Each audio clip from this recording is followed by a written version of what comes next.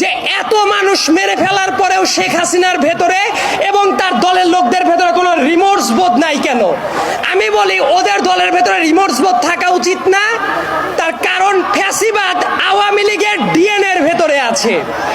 শেখ হাসিনা হঠাৎ করে 2024 সালে এসে স্বৈরাচারী হয়ে যায় নাই।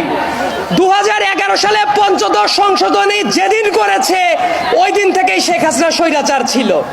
এমনকি শেখ হাসিনা নতুন করে বাংলাদেশে কোনো কিছু করে নাই। এই দেশের তরুণ প্রজন্মকে একটা জিনিস ভুলিয়ে দেওয়া হয়, 72 থেকে শুরু করে 1975 সালের ইতিহাস। এবং খুবই স্পষ্ট ভাষায় বলতে গেলে এই বাংলাদেশের প্রথম স্বৈরাচার ছিল শেখ মুজিব।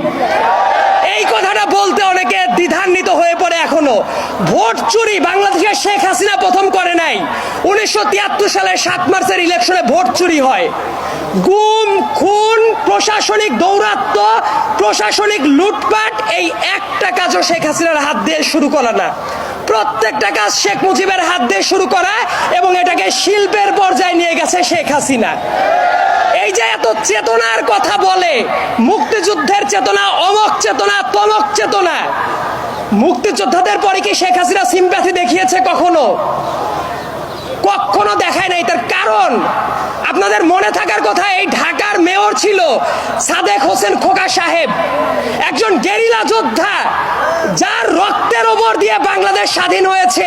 সেই সাদেক হোসেন খোকাকে স্বাধীন বাংলাদেশে এসে মরার সুযোগ দেয় নাই ওই স্বৈরাচারী শেখ হাসিনা। তার আশেপাশে যত মানুষ থাকতো প্রত্যেকটা মানুষ লুটপাটের অংশীদার ছিল।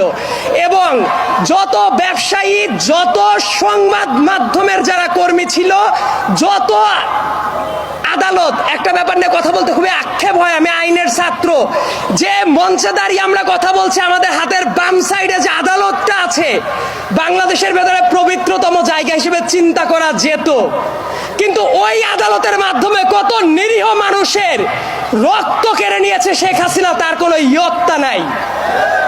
এবং বাংলাদেশে মাঝে মাঝে বলা হয় না যে এদের অবিচারের মাত্রাটা কেমন?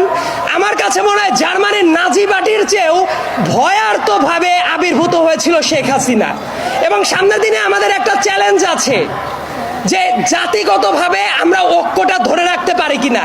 তবে এই জায়গায় এসে আমি একটা ব্যাপার সুনিশ্চিত, সামনে বাংলাদেশে এক থাকবেই। এই জায়গায় দাড়ি টুপিওয়ালা মানুষ আছেন, শার্ট প্যান্ট পরা মানুষ আছেন, নারী পুরুষ সবাই আছে, বাংলাদেশের পতাকাটাও আছে। এই ঐক্যটা ধরে রাখা দরকার। সবাই থাকবে এই বাংলাদেশে, সবাই রাজনীতি করতে পারবে। শুধুমাত্র শেখ হাসিনা এবং